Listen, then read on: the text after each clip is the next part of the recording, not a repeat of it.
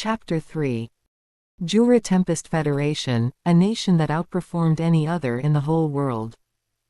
Their political situation was eerily stable, their economy grew every single time, their military might was beyond anything any creature could rival, and, most of all, their king was a mighty one. During this time, Rimurutempest Federation became the nation that, de facto, ruled the world. They didn't have enemies because no one could stand against them, and their allies were heavily dependent on them in many ways. The nation became so powerful that they could destroy a single country by merely cutting ties with it. Luckily, the executives in this nation sought peace and cooperation, not conquest or invasion. The Great Tenma War was over barely a year ago, yet the damage across the world was severe, with some nations having no resources to rebuild. Rimurutempest Federation stepped in and provided aid to everyone. Billions of gold were spent to rebuild the world. Of course, that aid did not come for free. The financial aid came in the form of loans, with interest. Material aid was given at a price. These actions alone already made Rimurutempest Federation, or Tempest for short, the most influential nation in the entire world. But that aid was not the only thing they did. The Tempest nation continued to spread its influence by controlling the majority of votes in the Western Council. Since the Eastern Empire had joined the Council, Rimuru, through his ambassador Testarossa, urged a change in the Council's name. And now, the Western Council has changed its name to the World Council. Taking control of the World Council was not a difficult feat, since Tempest had already provided massive aid to every nation affected by the Great Tenma War. Through the World Council, Tempest managed to monopolize many trade assets, such as full potion, magisteel, helmuth cloth, firearms, and several iconic beverages, including coffee, chocolates, and various types of alcohol. Tempest built industries to supply these products, and they held legal patents for every product they originally created. So, in short, no one could produce anything originally made by Tempest without permission. The original products made by Tempest were vast in variety, and most of them became basic needs for every living creature in the whole world. Portable toilet, made in Tempest. Magic freezer, made in Tempest. Instant stove, made in Tempest. Vegetable peeler, made in Tempest. Communication device, made in Tempest. And many more, such as toys for kids, cameras, projectors, medical tools, etc. Now, imagine all of it completely under the control of Tempest. You can imagine how big of a deal it is. But it is still far from ideal peace. Some nations are straining to maintain public order. Some corrupt nobles still exist across the world, holding back progress and modernization. There is also the problem to deal with after Feldway's death. The Insectars and Phantoms have become leaderless, yet they possess enough power to threaten the material world. Ivaraj has simply died, but the cryptids that already exist cannot be fully eradicated. To stand against all of these problems is the king of Rimurutempest Federation, Rimurutempest. Rimuru had endless paperwork in his government office. There was no day without meetings with various executives, ambassadors from other nations, or sometimes representatives from private companies. Occasionally, he traveled, making formal visits across the world. The overwhelming power he gained after the Great Tenma War didn't save him from his duties.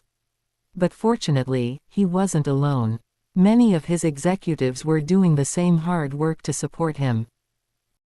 Rigurd, as the Prime Minister, handled most of the political situations, whether from inside or outside of Tempest.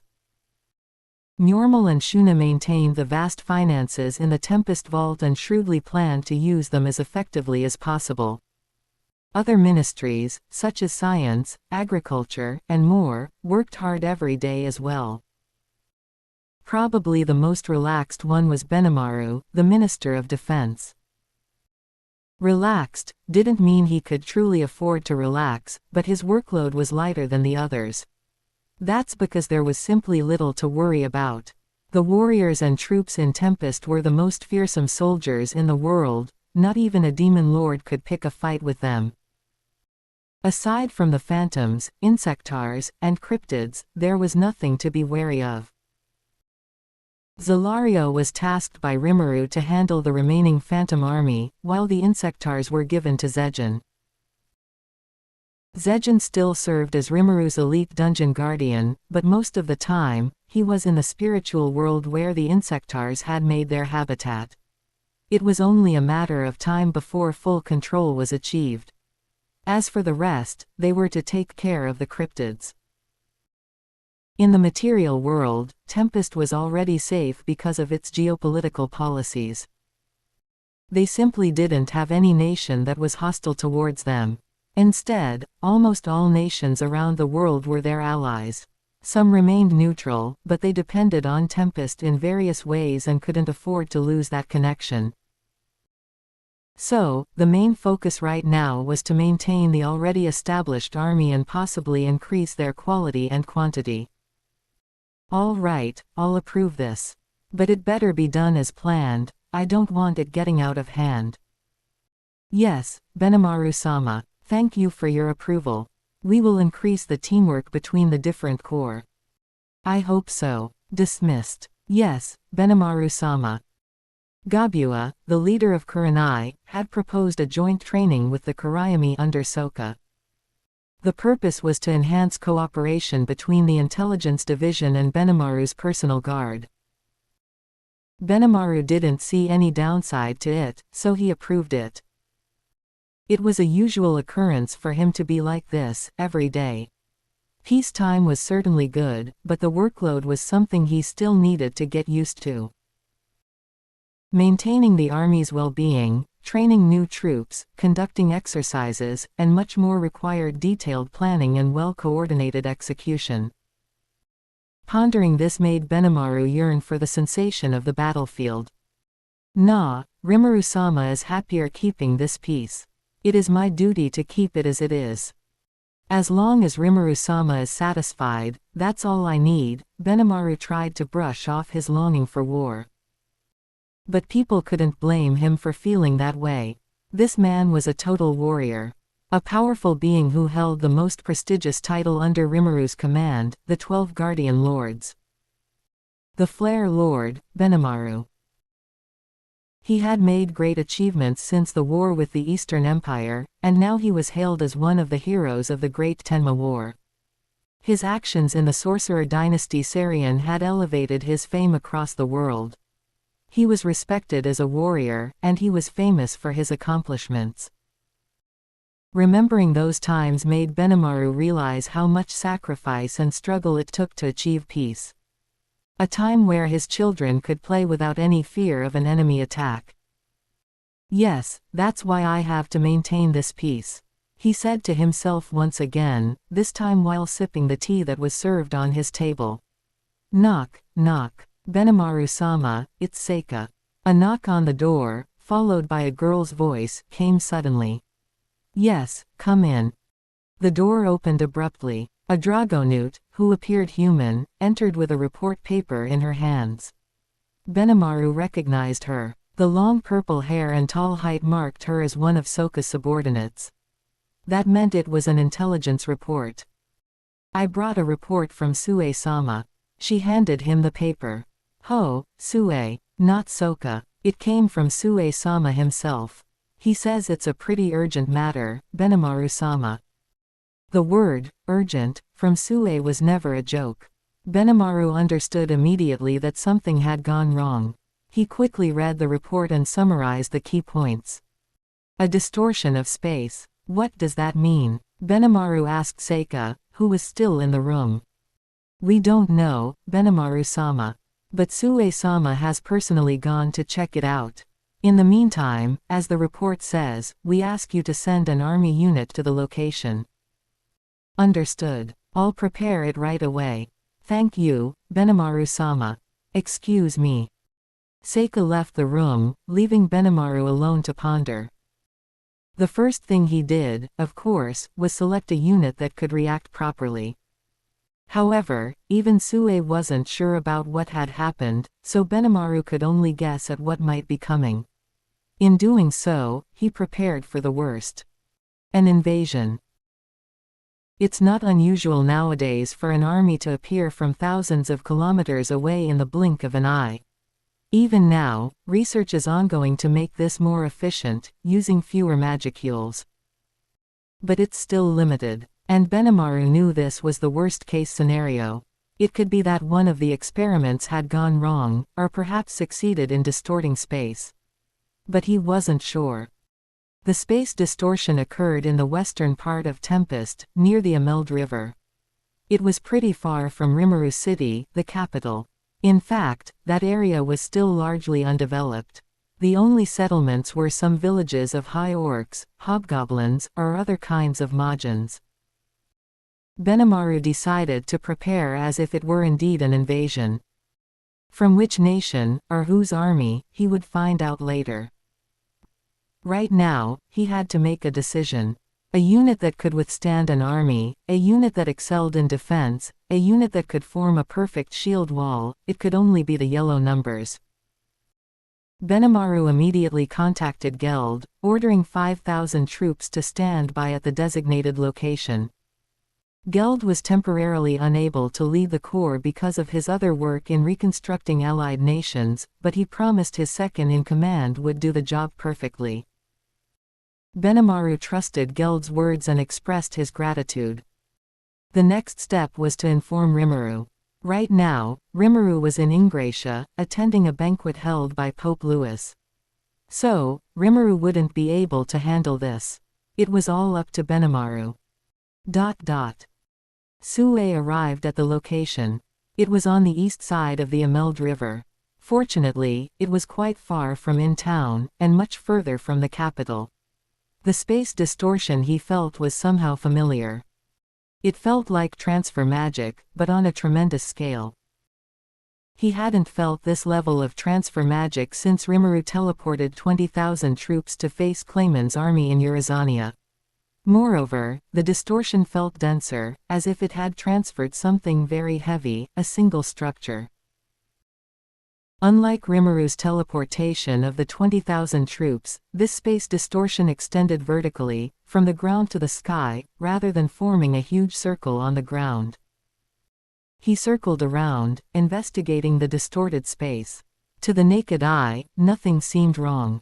But for those with, something felt unnatural. And for those with ore, it was as clear as day that the space was unstable. There were transparent waves that could be dangerous for anyone without, as they could disrupt the material body. Sue ordered his men to build a barricade until the army arrived.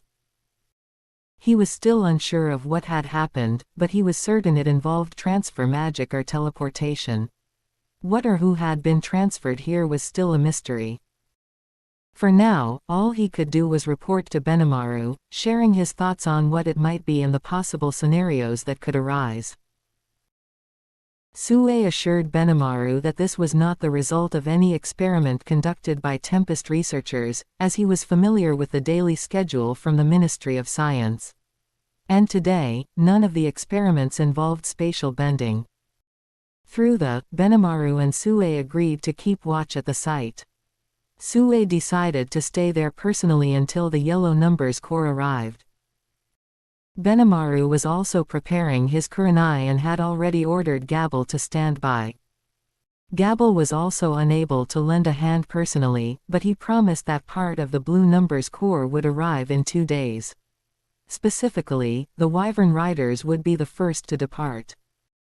So, for today, there's only Sue and some of his men from the Intelligence Division standing by to watch the place. Some additional guards had also arrived from the security force under Rigyur, but their numbers were still in the hundreds. As one of the high executives, Sue immediately became the commander in charge of the location. He instructed several dozen guards to take turns watching the area. Time flowed, and night finally came. Sue noticed that the space had become more unstable. It was now starting to affect the surroundings, as gravity was also becoming distorted. Although still relatively harmless, if it continued to grow, this phenomenon could cause serious damage to the area. Theoretically, Sue could fix the phenomenon because he had the skill, but he chose not to meddle with it, as he could only use his skill for himself. He had never used it to fix space, he was used to bending it for his work. Suddenly, a telepathic voice rang inside his mind, yet Sue didn't budge, knowing who it was. Diablo cut the telepathic communication, and as he said, a few seconds later, he arrived at the scene. He immediately examined the distorted space, observing it from top to bottom. Sue followed him, trying to figure out what was on Diablo's mind. Then, after a brief pause, Diablo began to speak. "This is very interesting. As you already guessed, it's highly possible that this is transfer magic. I sense that it's connected to another space, and it's trying to establish a foundation in this one. What we're seeing right now is an effort to root itself inside our dimension. This," he placed his hand towards the transparent wave, yet his hand remained intact, "is a connection to another place, another dimension. To where it leads, I couldn't say." Sue listened with a stoic face, though inwardly, he was concerned. "Should we close it by force?" Sue asked. "That is a good option. However, personally, I wouldn't do that." "Why? It could be an unknown enemy. We don't know how strong they are. It's better to prevent it before it happens." "I understand, Sue Dono. In a logical sense, that's the right thing to do. But I'm also concerned that if we close it now, we might never know what kind of threat is lurking around us." Sue pondered Diablo's words. He had a point. There's no guarantee that if they forcibly close this transfer magic, it wouldn't happen again. At this time, there are few who could pose a threat to the world. If a new threat emerged, they should know who or what it is. "Understood. I'll tell Benimaru to send additional forces and hasten their arrival. We should find out what's beyond this space and face it." Diablo gently smiled upon hearing Sue's words. "Quite a bold choice, and I respect it. But if it were Rimuru-sama, I'm sure he would want to settle this as peacefully as possible." "I'm certain of it, but I'm not suited for negotiation. Do you want to take on the task?" "Kufufufu, I was already sent by Rimuru-sama to assist you. It's my pleasure to be his representative." We have an agreement then." "My pleasure, Sue Dono. Let's spend the rest of the night investigating this mysterious transfer magic further." "Understood." They both continued to investigate the distorted space once again. A camp had been made nearby, and a simple defensive line had been established. The yellow numbers arrived at midnight and immediately prepared for the worst. Some researchers also came to assist Sue and Diablo, sent by Vesta as soon as Diablo reported that, for now, the situation was safe.